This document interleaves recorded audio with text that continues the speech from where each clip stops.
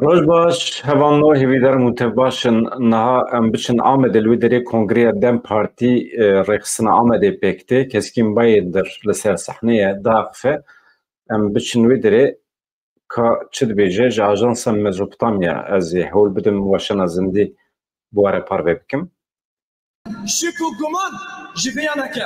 Em bedelê giran didin lê em li heng û lewendê dayikên Kurdistanê ne. Heta dawiya me berxwe bidin. Heta dawiya me berxwe bidin. Bila viya jî herkes dost û dijmin û hezkiriya me jî viya baş bizanin.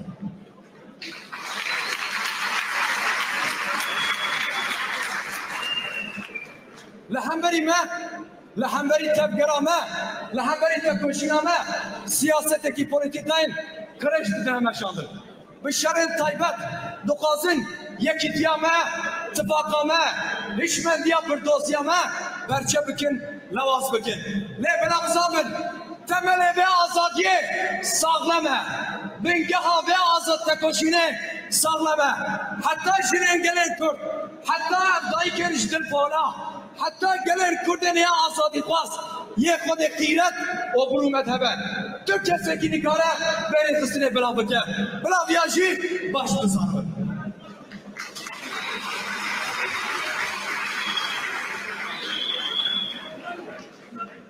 Ji mesela Filîstînê re bên çareserî ew e dû dewletî. Erdoğan dor Kıbrısê gogo em ji bo Kıbrısê re federasyon qebûl nakin. Wekta dibe mesele Kurd, wekta dibe mesele azadiya gelê Kurd, zimanê gelên Kurd, çand û hebûna gelên Kurd, erdnîgariya gelê Kurd qetil dike, înkar dike. Îro xwezaya Kurdistanê bi destê zalim û bêbextan rûreşan xwezaya Kurdistanê, daristanên Kurdistanê têkar vekirin. Bi ocaqên madenê, bi polîtîkayên asîmîlasyonê civakan Kurd yên dîrokî, yên kevnarî bi zihniyeta dirêja Erdoğan û Bahçeli û polîtîkaya wan da tê desteserkirin. Em bangewaziya gelê xwe dikin. Em dibêjin em ê xwedî li xwezaya xwe li erdnîgariya xwe, li Kurdistana xwe, li zimanê xwe, li çanda xwe derkevin. Tekoşîn ne tekne, tekoşîna ser siyasetê ye. Tekoşîna çandê jî em ê bidin. Tekoşîna li hemberî asîmîlasyonê jî em ê bidin. Tekoşîna li hemberî qirkirina jin û ciwana jî em ê bidin û ev tekoşîn yekgirtiye. Ev tekoşîn bi tifaq û bi rêxistin çê dibe. Ez hêvîdarim ev kongre, ev yekîtiya me, ev tifaka me wê azadî wê serkeftin ji gelê me ra, ji gelê Kurdistanê ra û ji gelê Kurd ra bîne. Ez we bi dil û can bi hurmet û bi rêzdarî silav dikim. Serkeftiniya me be, serkeftiniya gelê me ye, serkeftin.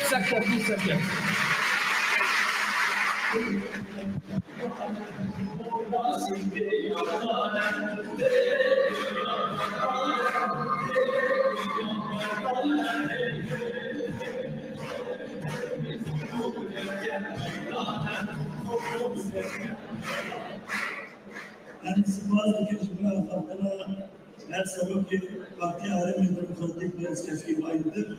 Nazi Cumhurbaşkanı hakkında bakırken bende bu kadar partiye kendi reis Ayşe'nin var. Ben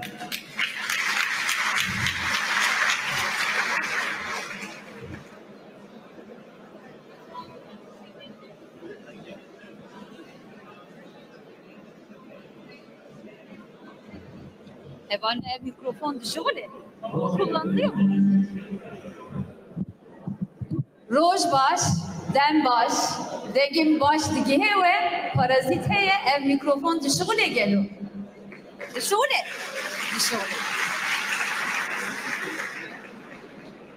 Dayıki heja, rehevalen aziz, keçu kurtin kelecan,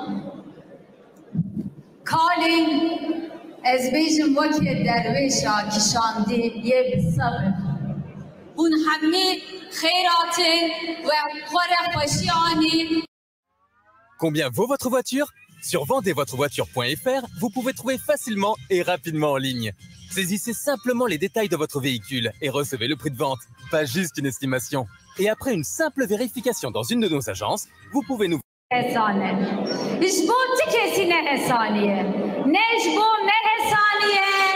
Nejbo kesi ku vega serokomartiye livi olati dikin. Nejbo va hesaniye. Aheftin alı bajare Ahmede gümlekek agire. Gel muro bakar be khwe pe germ bikin ve muro pe germ be ve gelaj germ bikin leku muro nikarım be vade bikin ev işlik ve ki Ahmediydi bejin ev gümlek ve ev keseku ve fakiryen ve vabişavutine.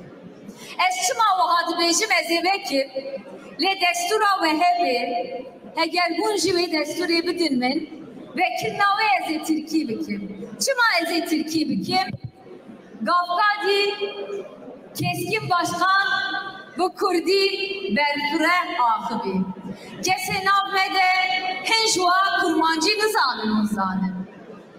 Henjua tene Türkiye'de ahıbin. Hen kese ku meguhtardı ki bila evji mefil ki Peygamber'e Ahmet'e bila fehim ki bila vızanı bin Ahmet ki dere Ahmet vare berfedaneye Ahmet vare serhildaneye Ahmet bajare jinaye Ahmet bajare civanaye Ahmet bajare zarokin peşe rojnameye Ahmet Kurdistan'e İşbelli ki naha hulve deri ve ki gele Kurdistan'e sersera serçava atine careti.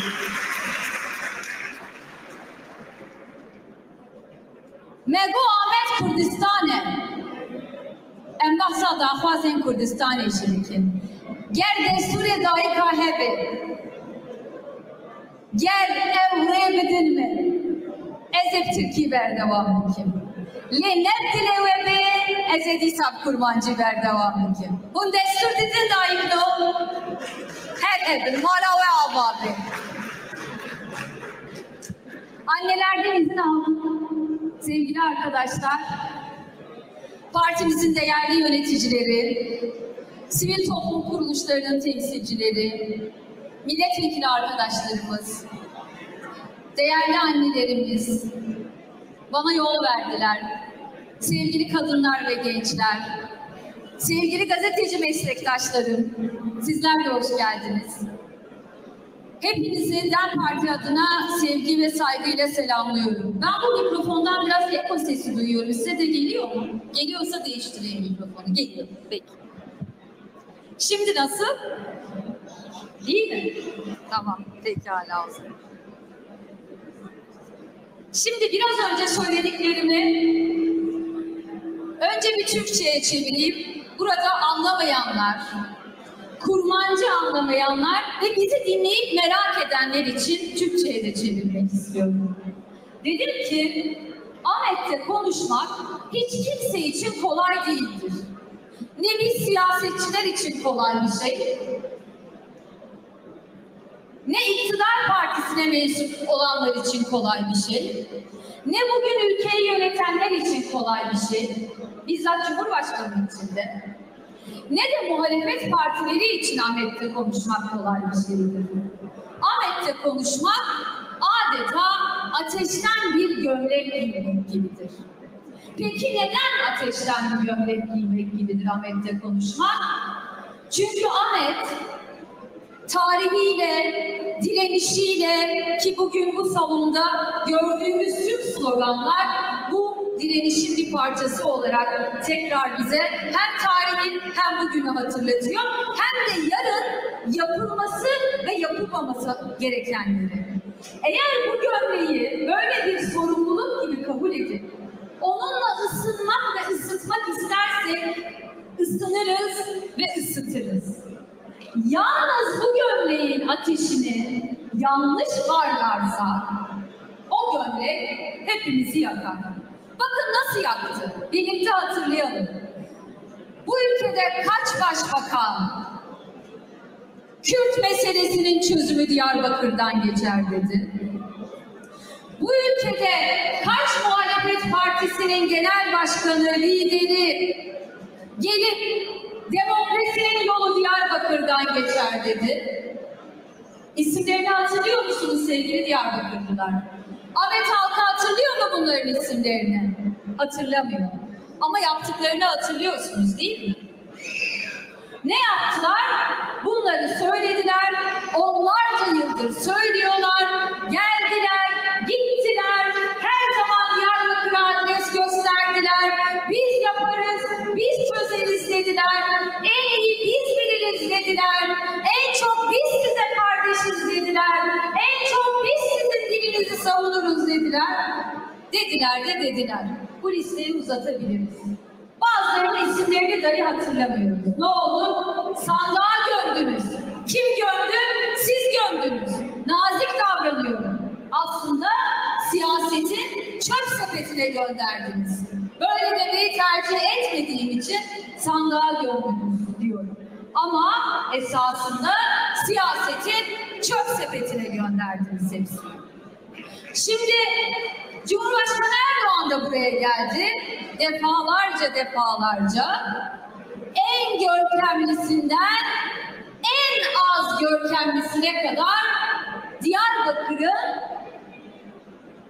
çeşitli lezzetlerde tadına vardı diyelim. Katılır mısınız? Vardı. Çok iyi karşılandığı zamanlar da oldu. Hiç ilgi görmeyip kızdığı zamanlar da oldu. Diyarbakır'a sitem ettiği zamanlar da oldu. Diyarbakır bizi yalnız bıraktı dediği zamanlar da oldu. Yeri gelmişken hatırlatalım. Niye hatırlatıyoruz?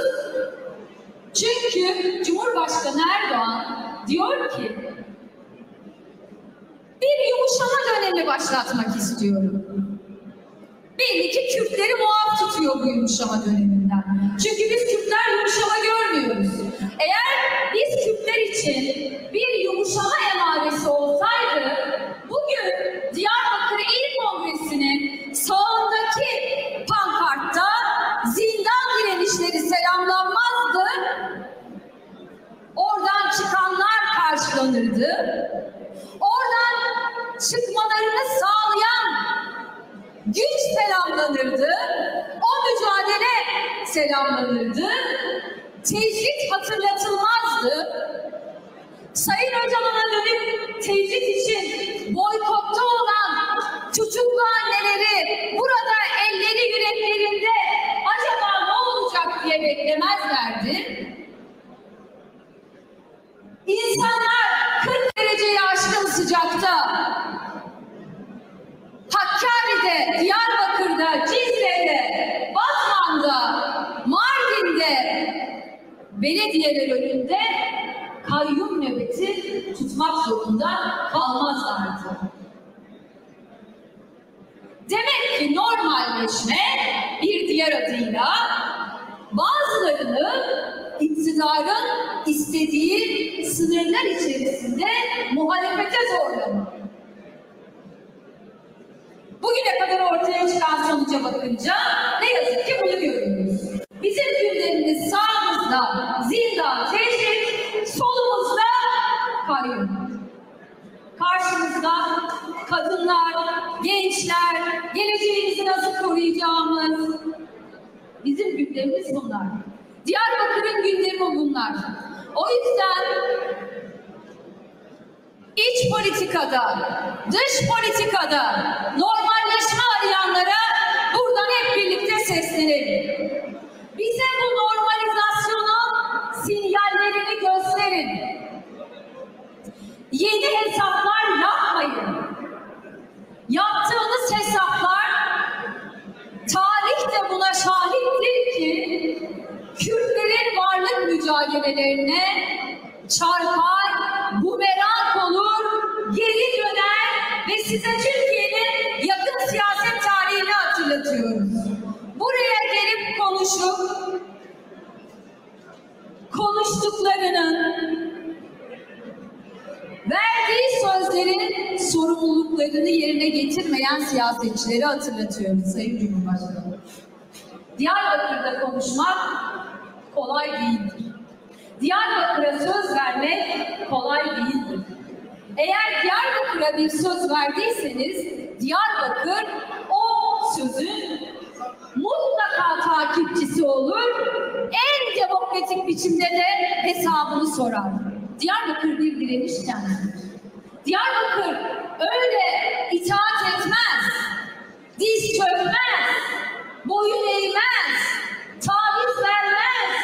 Onlarca yıldır vermedi, bugün de vermez, vermeyecektir. Diyarbakır'dan taviz bekleyenlere buradan bir daha seslenelim. Diyarbakır boyun eğmez, amen diz çökmez. Şimdi bunu niye söylüyorum biliyor musunuz bir yandan? Hani kentimize saldırılar var ya Diyarbakır'a. Bazıları belli ki bize bazı tarihsel anları hatırlatmak niyetinde. Buradan onlara da seslenmek istiyorum. Hani ağlamalarınızı öldürmek, siz onların mezar yerlerini dahi bilmiyorsunuz diyenler var ya. Onlara seslenmek istiyorum. Bu ateşi harlamaya kalkışmayın. Bu ateşi harlayacak olanlar bu ateşte yanarlar. Kimse buradan cımbızlayıp DEM Parti sözcüsü Diyarbakır'da tehdit etti falan demesin. Bu bir tehdit değil. Bu şantajdır.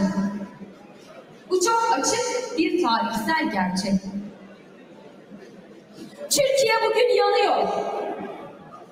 Esnafıyla, işçisiyle, çiftçisiyle hepimiz yanıyoruz. Niye yanıyoruz? Kürt meselesiyle ne alakası var diyenlere, savaş bütçelerine, yıllardır harcanan bütçelere bakmalarını öneririm. Açıklanmayan, şeffaf bir biçimde kamuoyuyla paylaşılmayan bu bütçe kalemleri nereye gidiyor? Nereye harcanıyor? Bir kurşun ne kadar eder biliyor musunuz diye soracağınıza, bir kurşun alma ihtiyacından vazgeçin. Güvenlikçi politikalardan vazgeçin. Sınır ötesi operasyon hevesiyle Kürtleri karşı karşıya getirme iştahınızı kabartmaktan vazgeçmelisiniz artık. Hiç kimse kolay kolay bu saatten sonra Kürtleri karşı karşıya getirmez. Getiremez. Buna izin vermeyecek güçlerimiz var. Hangi güçler? Bunları da çarpıtmayın. O yüzden ben hem sorayım hem cevap vereyim. Kimse çarpıtmasın. Bir takım güçlere sırtını dayadı diye manşetler atılmasın diye. Bunu da medyanın halini söylemek için parantez açıklıyorum. İşte o güçler burada oturuyor bakın. Bakın burada oturuyor o güçler. Kadınlar, gençler, ses çekerler böyle bir şey. O yüzden yeri gelmişken orada 30 kilometre, burada 40 kilometre derinlik arayanlara ve bu arayışa karşı durmayanlara, bu arayışa karşı tutkunluğunu koruyanlara da buradan, Diyarbakır'dan, Ahmet'ten beraber seslenelim. 30-40 kilometre derinlik aramaktan vazgeçin. Bunlar geçmişte denendi, bunlar tecrübe edildi, bunlar yeni yöntemler değil, başka iktidarlar da denedi bunları. Şimdi o iktidarların isimleri dahi hatırlanmıyor. Şimdi o iktidarların tabelaları dahi kalmadı. Siz yeni yollar da keşfetmiştiniz. Yeni yöntemler de denemiştiniz. İmralı Ada Hapishanesi'nde Sayın Öcalan'la görüşmeler başlatıp bu ülkenin yararına olan şeyleri yapmak durumundayız demiştiniz. Ve yaptınız. Yaptınız. O gün de Suriye'de yaşanan gelişmeler o sürecin itici gücüydü. Bugün de Suriye'de alınan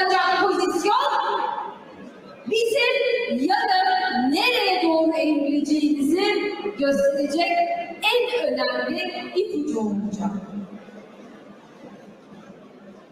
O yüzden ne Ankara, ne Bağdat, ne Şam, ne Erbil bir Kürt meselesinin çözümünde güvenlikçi politikalarla yol alınabileceğini düşünmemeli. İki, Kürtlerin diğer halklarla birlikte yaşadıkları coğrafyalarda kazanımlarını hedefleyecek hesaplardan da uzak durmalı. Yani yeni bir savaş ittifakına kimse heveslenmemeli. Tekrar ediyorum. Bu sanıldığı kadar kolay olamaz. Bombalardan, SİHA'lardan, İHA'lardan, sınır ötesi operasyonlardan daha güçlü bir irademiz var bizim. Daha güçlü bir kadın irademiz var. Daha güçlü bir gençlik irademiz var. Bizim siyasetimizin özeti inattır, vazgeçmemektir. Bunu onlarca yıldır gösteriyoruz. Yetmiyor mu görmeniz için? Eğer gerçekten Suriye ile kurulacak ilişkiler, eğer gerçekten Esad'la yapılacak görüşmeler ve temas, bir yanlıştan geri dönmek içinse, eskiyi, dünü yeniden düşünmek içinse, geçen onlarca yılı yeniden muhasebe edip öyle yola uyumak içinse o halde eş zamanlı farklı başlangıç noktaları yapabiliriz. Mesela PYD ile de görüşebilirsiniz. Mesela Suriye Demokratik Güçlerinden açıklama var. Diyor ki biz Türkiye için tehdit oluşturmuyoruz. Aksine Türkiye'de dahil olmak üzere görüşmek isteyen herkesle diyaloğa hazırız diyor. Bir barış eli uzatıyor. Var mı bu eli tutan? Olacak mı bu eli tutan? Buradan soruyoruz. Niye tutulmuyor bu el? Sevgili arkadaşlar, hep birlikte hatırlayacağız. Irak Kürdistan'ın ilk oluşum yıllarına gidelim. Hatta 90'lardan başlayalım, 2000'lere doğru gidelim. Bazı manşetleri hatırlatmak dahi istemiyorum. Sayın Mesut Barzani ve Sayın Celal Talabani Türkiye'ye geldiğinde nasıl karşılandıklarını gerçekten hatırlatmak istemiyorum. Ama şunu hepimiz hatırlıyoruz değil mi? O karşılamalar her Kürt'ün haysiyetini, her Kürt'ün onurunu incitmek içindi. Biz bunu unutmuyoruz. Bu belleğimizde capcanlı bir şekilde duruyor. Ama biz aynı zamanda Sayın Öcalan'a yapılanları da unutmuyoruz. Ona yaşatılan 99'dan bu yana süren tecridi de unutmuyoruz. Şimdi o yüzden buranın kazanımına göz diken her şey aynı zamanda Erbil'in kazanımına göz diken. Erbil'in kazanımına göz diken her şey Kobani'nin kazanımına göz diken. Kobani'nin kazanımını koruyamayan yarın Bahabat'ı koruyabileceğini düşünürüz. Böyle bir dünya yok. Ne Kürtler açısından ne bu coğrafyalarda yaşayan birlikte eşit, adil, onurlu bir yaşam isteyen halklar açısından. O yüzden öncelikle tüm Kürt güçleri, siyasi partiler yapılmak istenen bu hesaplara karşı sorumlu davranmalı. Aksi bütün Kürtler ve kazanımları için felaket, yıkım, savaş, zorla yerinden edilme, göç ve maalesef sefalettir. Bu sefalete, bu savaşa, bu yıkıma son verecek şey en başında Kürtlerin kendi birlik bütünlüklerini sağlayabilmelidir. Parçalanarak çoğalamıyoruz. Yan yana gelerek çoğalabiliriz. Bu yan yana gelişler için hepimizin birbirimize benzemesine gerek yok. Herkes kendi özgürlükleriyle bir araya gelebilir. Biz buradan Ankara'ya yaptığımız çağrıyı Erbil'e, Bağdat'a, Şam'a da yapıyoruz. Kürtlerin kazanımlarına göz koyarak, göz dikerek yapılacak her hesap önce Diyarbakır'dan döner. Döner mi arkadaşlar? Döner mi? Döner. Daha güçlü olabilir daha. Daha güçlü olabilirdi. Önce Diyarbakır'dan döneceğine eminiz. Diyarbakır bağrında her zaman çok büyük bir özgüven, çok büyük bir direniş, çok büyük bir mücadele tarihi saklar. İhtiyaç duyduğunda bu tarihi çıkarır, orta yere koyar. Biz bunu defalarca gördük. Diyarbakır bugün de bunu yapabilecek güçte. Şimdi gelelim kayyum meselesine. Çok merak ediliyorum diyorum. Bana da birkaç kişi sordu. Bir yandan endişeyle de takip ediliyor. Kayyum atanacak mı, atanmayacak mı? Ankara kayyumla mı devam edecek? Yoksa halk iradesine hürmetle mi devam edecek? Saygıyla mı devam edecek? Buradan ben de soruyorum DEM Parti adına, sizin adınıza. Ey Ankara, eğer 2019 hesapları yapıyorsa biz buna karşı tedbirliyiz, yapma bu hesapları. 2019 hesapları neler? Aynı yöntemle patır patır kayyum atayım. Biz artık kayyum rejimine 31 Mart seçimlerinde sandığa gördük. Tüm Kürdistan halkı olarak gördük. Tüm Türkiye halkları olarak gördük. Kayyum rejimi bitti. Bakın, siz parlamentoda bu ilin, Diyarbakır ili milletvekilinin sesini kesebilirsiniz ama gelin bir Diyarbakır'a çıkın bakalım. Hüseyin Beyoğlu için ne diyorlar Sami? Orada sesini kestiniz ya sevgili Adalet Kaya'nın. Dizo dediğin için. Öyle diyorlar. Diyarbakır'dayız şimdi. Böyle diyorlar kayyumlar için. Dizo diyorlar, hırsız diyorlar, usulsüzlük diyorlar, yolsuzluk diyorlar ve bu sözünü ettiğimiz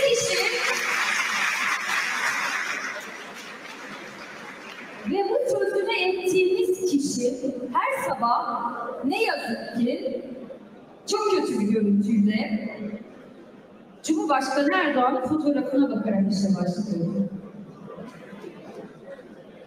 Sadakat, liyakat gösteriyordu sözünü. Şimdi gördük sadakati, gördük liyakatin ne olduğunu. O yüzden kayyum hesabı yapanlara da bir dönem daha kayyumla götürebileceğini zannedenlere de söyleyelim. Biz hiçbir şekilde kayyuma geçit vermeyeceğiz. Kayyum atanmasına bu mücadeleci halk, bu direngen halk izin vermeyecek. Böyle hesaplar yapmayın. Diyarbakırlara da şunu söylüyorum. Siz böyle direndiğiniz sürece, siz bu nöbetleri sürdürdüğünüz sürece, siz kendi işbirliğinizi sağladığınız sürece kimse Diyarbakır halkının iradesine kayyum atayamaz. Kayyumları siz gönderdiniz. Kayyumların dönemi bitti, kapandı. Kayyumu gündeminizden çıkartın, direnişe devam edin.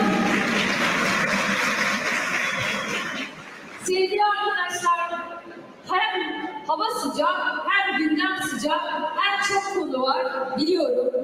Ama bir yandan da bu kongrenin amacına dair birkaç söz söyleyip konuşmamı bitirmek istiyorum. Çünkü bu yeni yönetimle birlikte Diyarbakır aslında yeni bir döneme de başlıyor. Diyarbakır'ın başlangıç yaptığı her şey Diyarbakır'ı çevreleyen her yeri etkiliyor. Bu sizin gücünüz. Diyarbakır'ın böyle bir gücü var. Diyarbakır'da olan Botan'da yankılanıyor mesela. Botan'da olan mutlaka burada da yankılanıyordur. O ayrı. Bir Botanlı olarak bunu da söylemiş olayım. Fakat bu yeni yönetim gerçekten yeni bir ruh, taze bir ruh ve yeni bir siyaset yapma anlayışıyla yola çıkıyor. Bu yolda en çok siz emekçilerin, siz fedakar, cefakar, vefakar DEM Parti gönüllülerinin, bu geleneği temsil eden çelikten özün desteğine ihtiyacı var. Yeni yönetimin yeni bir siyaset yapabilmesi ancak bu buluşmayla sağlanabilir. Siz bu buluşmaya, yeni yönetime omuz vermeye, güç vermeye, destek olmaya da hazır mısınız? Burada bu sözü de veriyor musunuz? Daha güçlü çıktı. Yeni yönetim çok şanslı. Huzurlarınızda bugüne kadar Diyarbakır İl Örgütümüze emek verip bugünlere getiren, bugün DEM Parti olarak, dün HDP olarak, arada HDP olarak, Yeşil Sol Parti olarak, ondan önce BDP olarak, DTP olarak, DEHA, HADE, DEM ve HEP olarak bugüne kadar emek veren, çalışan, çabalayan, didinen, ne yazık ki gözünü kırpmadan can vermek durumunda kalan herkesi sevgi ve saygıyla, hürmetle anıyorum. Ayrıca bu gelenekte siyaset yapmanın kolay olmadığını her birimiz ayrı ayrı kendi halimizde tecrübe ettik. Bu geleneğe inanmak, eşit, adil, özgür, onurlu bir yaşam için mücadele etmek, insan onuruna yaraşır ve yakışır bir şekilde yaşamak için en az 40 yıldır bir siyasal parti geleneğinde mücadele ediyoruz. 100 yıldır da bu zulme direniyoruz. Yalnızca bizler direnmiyoruz. Yalnızca Kürtler direnmiyor. Bu ülkede yaşayan farklı halklar, diller, kimlikler, inançlar, bu ülkede eşit yurttaş olarak kabul edilmeyen herkes aslında bir yandan bu direnişten payını alıyor. Yoksullaşarak alıyor. Hakkı çiğnenerek alıyor. Daha iyi yaşayabilecekken yoksun bırakılarak, mahrum bırakılarak alıyor. Şimdi işte DEM Parti olarak şöyle bir teklifte bulunuyoruz. O yüzden bu kongreler önemli. Diyarbakır binlerce yıllık tarihiyle bu sosyolojik dokuyu, bu çok kültürlü, çok kimlikli, çok dilli yaşamı kendiliğinden tecrübe eden, yaşatan ve onu yaşatmak için koruyan bir kent. Diyarbakır'daki yaşam pratiği, Diyarbakır'daki yaşam örneği, Diyarbakır'daki dayanışma, Diyarbakır'daki hayat tarzı bu yüzden bazıları tarafından hedef alınmak isteniyor. Bunların hiçbiri tesadüf değil. Bunların tesadüf olmadığını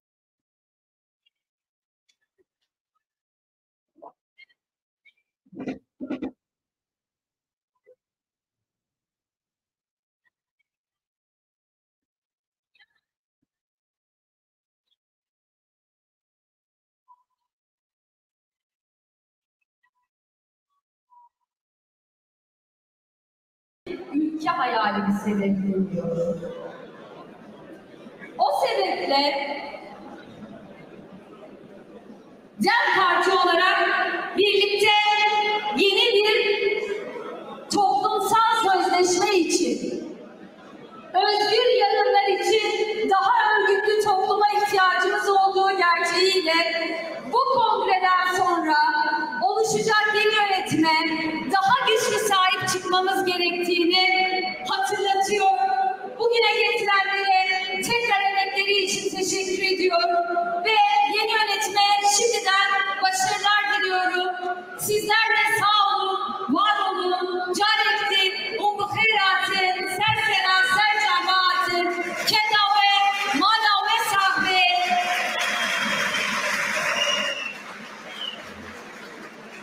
Daim inşaat carekti, hava güdezleri, silahlıki, gelek ispazdaki, jbok ve abra afetine, zmane Türkiye cidame, daim kezet şavat, ve serginin, jbok jiyanek serginin serfiraz.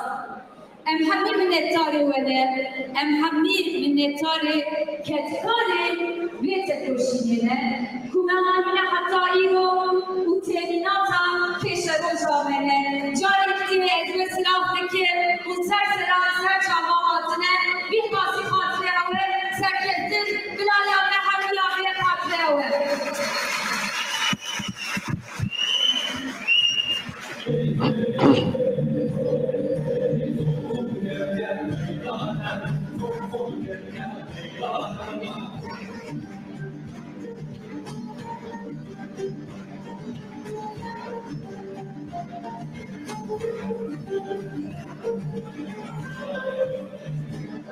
انسپاس که جویا خطنا بدت که پارتیا دنی دنیز عایشه بدوان نازش بگرا خطنا خطکه دریا اشتیه بدرز این بفرمون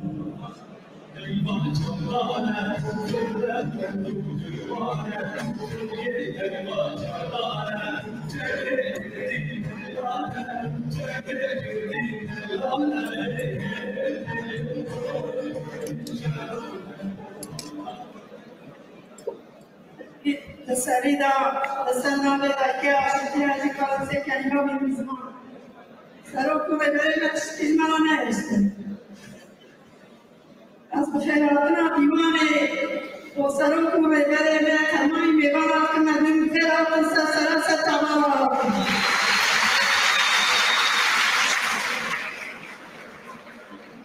Atmen nabe aname ebe programı ke vesile bahşe azadi وقاطع الزيدان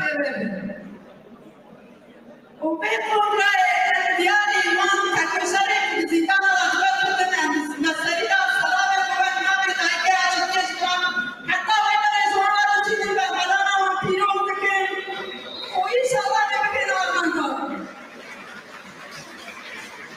بيرو تستيقظ من بس جزرات بيئن ضعيف شوفي دايم درمسا شارستانية دايم زاربية دايم مرزبية دايم حنون تشتيكي وديم الدنيا إلى شيرين أجي فتك جانا يكون الماضي أهم شيء المسألة نامي دايم أجي بانكي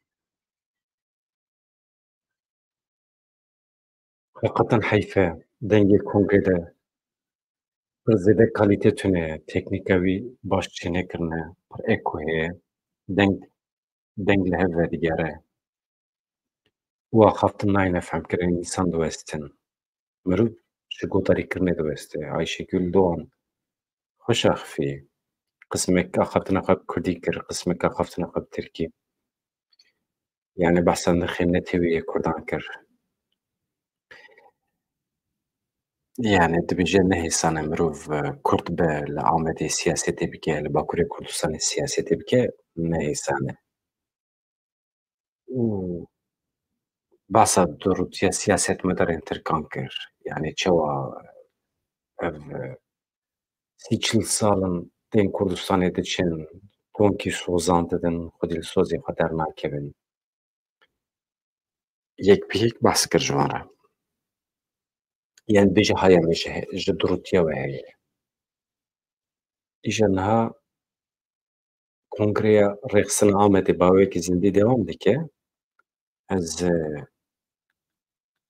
nîşandim سینویزیون هەیە گەلۆنەها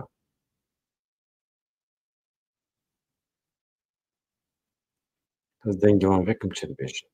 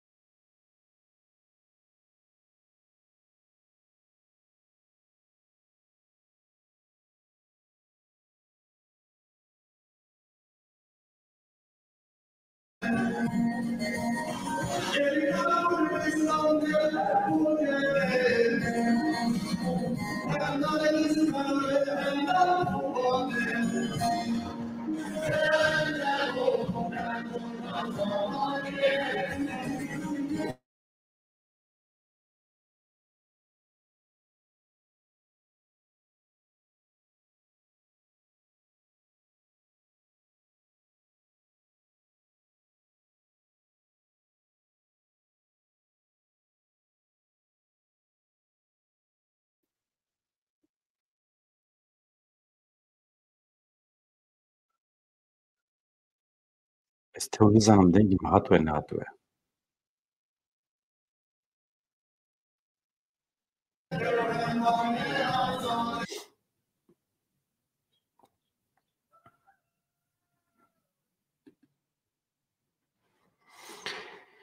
tew gava din dengê me hatwe nehatwe nizanim Yani o mebahsa nûçeyekî taybet dikir çünkü paşê me ferq kir ku dengê me hatiye birîn.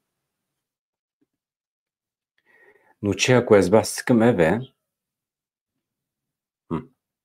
ez bawer nakim dengê me hatibe we jî. Niha wextê ku li welatekî eger dengê min nehatibe we ez dubare bikim. Divê naberê de weşana zindî a Mezopotamya haber derket. Niha wextê ku li memleketê me, li welatê me mirov bê pergal be, bê sazî, bê dewlet be, hin tiştên serê mirovan, ev jî heqeten mirovan değişîne. Di van rewşan de mirov hîs dike ku pêdiviya me a milletê Kurd heye bi saziyan. Çawa îxtiyarekî te heye li erdê ye, bêxwedî ye ya zarokî wî xwedî lê dernakevin. Mirov çawa bike? İxtiyarên me mirovên me ê temen bilind rûmetên me ne. Dibe em xwedî li wan derkevin, weke dewlet xwedî em li wan derkevin. Zarokek me nexweş e, dê û bavê wî, malbatê wî bê îmkanin divê dewlet xwedî li wan derkeve. Yan jî saziyên me divê xwedî li wan derkevin. Di şertên wisa da niha azadê piçûk heye. Mesela Zeynep Durgut hevala me ya rojnameger çûye nûçeyek taybet çêkiriye. Bala însanan dikişîne. Li gundê Karaxirab li Hezexê mesela Azad 6 salî ye, zû hatiye dünyayê, yani bawer dikim şeşmehî biye, çêbiye. Kirine küvezê, di wê demê de ji ber hin şertên xirab oksîjen neçûye hişê wî û seqet maye. Niha ji 4 paran 3 par bawer dikim velhasıl yani dereceya astengdariya wî heye. Îjab nake ez behs jî bikim. Mesele ne ew e? Elbette ki de her malbatê de astengdar dibe ku hebin, mirovên seqet, gemendam dibe hebin. Normal e. Fakat divê derê de ya anormal ew e ku saziyê me tune ne, dewleta me tune ye xwedî li van însanan derkeve.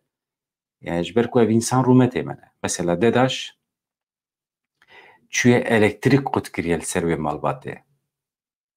Halbuki jiyana azadê piçûk girêdayî elektrîkê ye. Elektrik nebe bê nefes dimîne, bê ruh dimîne. Elektrik pir biha bûye li Tirkiye. Mesela fatûreya dawî ji malbata wî re hatiye derdora 40,000 ye. Malbat di van şertan de nikare 40,000 perê fatûrê bide. Dedaş elektrik wextê qut bike, mirov wisa li ortê dimîne. Yani însanekî dimire. Mesele ne mirinê jî. Ev nûmune dikare pir berfireh bibe. Elbette ki mirov tê dunyayê jî mirov dimire. Ama madem ki sistemek divê mirov ava bike ji bo rûmeta me, ji bo mirovahiyê divê mirov karibe xwe bi xwe birêve bibe. Eger em nikaribin xwe bi xwe birêve bibin wê demê em kole ne di destê dewleta Tirkiyeyê de. Tiştî ku me aciz dike ev e. Yani em nikarin xwedî nexweşekî xwe jî derkevin. Em nikarin xwedî li îxtiyarekî xwe, xwedî li feqîrekî xwe jî derkevin. Garantî tune ye. Sistem tune ye. Ya ku me aciz dike ev e. Pêdiviya me pê heye. Yani em heqeten vê sistemê red dikin. Ka ez binêrim. Eger bikaribim bînim ser ekranê jî.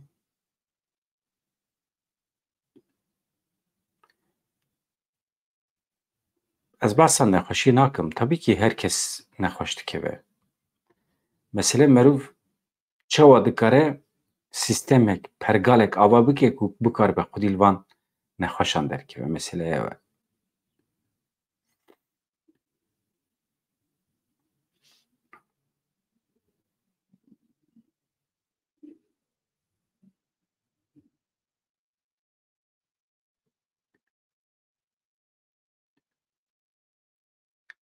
Azadê me piçûk ev e.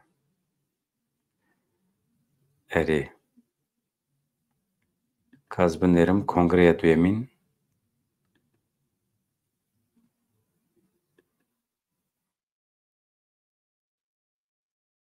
Divê naberê de vê sibê Kongreya Duyemîn ya HDP ya Dem Partî dest pê kiribû. Me xwe sembora bi wekî zindî pir vekin. Ya Avrupa min a bedren dere pir kêm ew maye. Ne zindiye. Pir kêm maye abonê wî tijî bin. Eger abone tijî be, bibe 1000 yani hinek hêsan dibe sîstema YouTubeê. Tedeqek. Ama zindiye nabînim.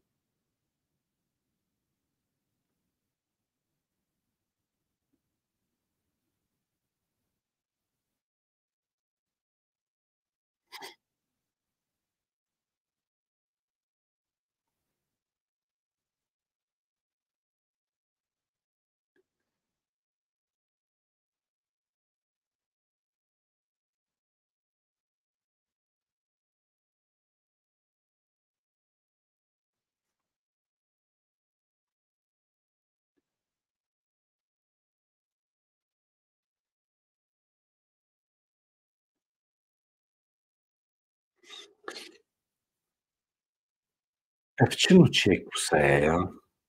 Endamên înîsiyatîfa jinên tolhilder li dijî êrişên ku dewleta Tirk li Başûrê Kurdistanê daye dest pê kirin, li Arnavutköy ya Stenbolê, Erzeromê wesayîtên aîdî hêzên dewleta Tirk û hevkarê weşî witandin. Çêk balkêşe ne wisa? Ev beriya ne 10 salan jî wisa bû.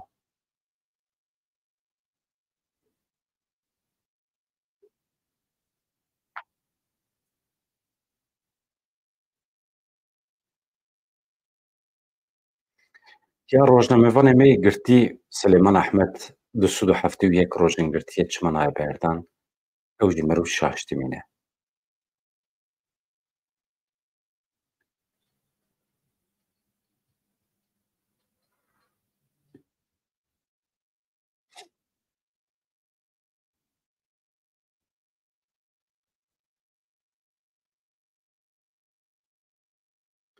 Ez niha wisa diceribînim.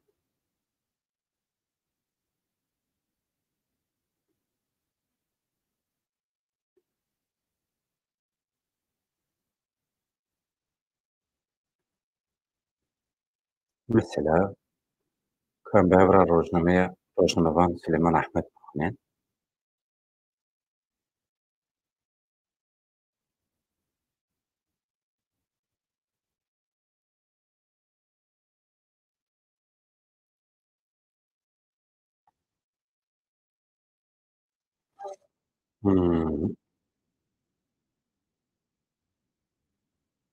ev yê nas dikin ev leşkerê Bayablind ku du hat kuştin ê dewleta Tirkiyê ew e li herêmên Palestînê yên medyayê.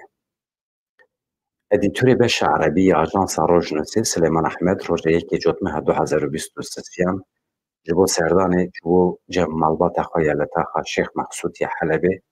Silêman roja 25 Cotmeha 2023 demaxwast di deriyê pêşxabûr de derbasê Başûr bibe, ji aliyê hêzên PTK ve hate revandin. Piştî heft mehan, parêzeran karîn hevdîtinê pê re pêk bînin. Rojnamevan Silêman Ehmed 271 rojin di zîndana PTK de tê girtin. Herî dawî sesiyê hezîranê dadgeha Sûç ya yek ya duhokê roja yekê ya rûniştina dadgehê Rojnamevan Silêman Ehmed wekî sesiyê hezîranê diyar kiribû. Dadgeha wî li belê bi hinceta ku dadber neamade ye û asayîşê Kelûpelê rojnamevan neşandiye, daneşîn ji bo 29 Tîrmehê taloq kiribû. Yani meha Tîrmehê ev meha ku em di nav de ne.